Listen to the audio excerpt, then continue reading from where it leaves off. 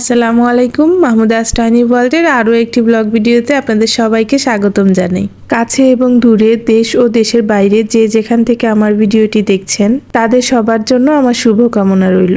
আপনারা তো অনেকেই জানেন শ্বশুরবাড়ি এসেছি। এখানে আসার পর থেকেই তো শুধু আনন্দ আর খাওয়া দাওয়াই চলছে। আমাদের আজকের খাবারের মেনুতে ছিল আমাদের নিজেদের পুকুর থেকে তোলা প্রায় 4 কেজি ওজনের একটি কাতল মাছ ভুনা, আর এখানে ছিল বড় চিংড়ি ভাজি, সেই সাথে ছিল ডাল, মাংস, সাগরের ফুল চিংড়ি মাছ, শসা টমেটোর সালাদ, জানেনই তো এটা ছাড়া আমাদের চলেই না, আর ছিল দেশি চিংড়ি দিয়ে শাক রান্না। খাওয়া দাওয়া শেষ করে একটু রেস্ট নিয়ে প্রহরের বাবা আর প্রহরের দাদু ভাই বাজারে চলে গেলেন প্রয়োজনীয় কিছু কেনাকাটা করতে।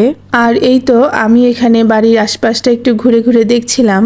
এখন আপনারা যে জিনিসটি দেখতে পাচ্ছেন এটা কিন্তু চাইনিজ একটি মাছ ধরার জাল।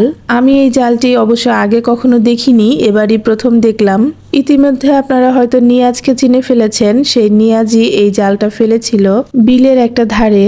তো সেখান থেকে এটা উঠিয়ে আনা হয়েছে। খুব বেশি মাছ এখানে না ধরলেও কিছু মাছ কিন্তু ধরেছে, আমরা সেগুলোই নেয়ার চেষ্টা করছিলাম। তবে এখানে মাছের চেয়ে কাঁকড়াই বেশি ধরেছে। তবে যতটুকু মাছ ধরুক না কেন এইগুলো খেতে কিন্তু খুবই মজা, একদম তরতাজা ফ্রেশ মাছ।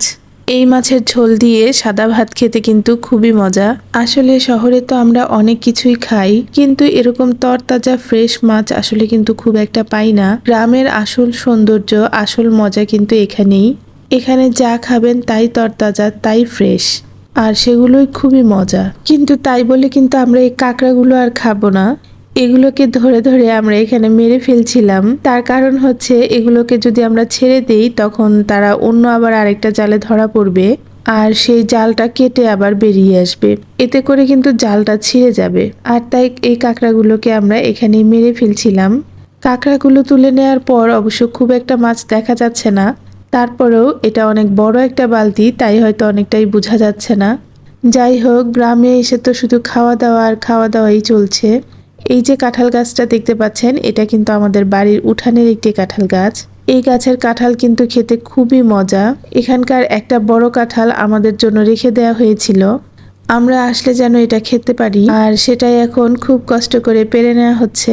এই গাছের কাঁঠালটা একদম আমাদের মনের মতন, আমরা যেরকম কাঁঠাল খেতে পছন্দ করি ঠিক তেমনই।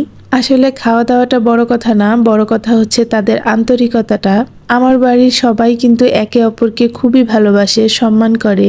আর যেহেতু আমরা গ্রামের বাইরে থাকি তাই মনে হয় আদরটা আমরা একটু বেশিই পাই।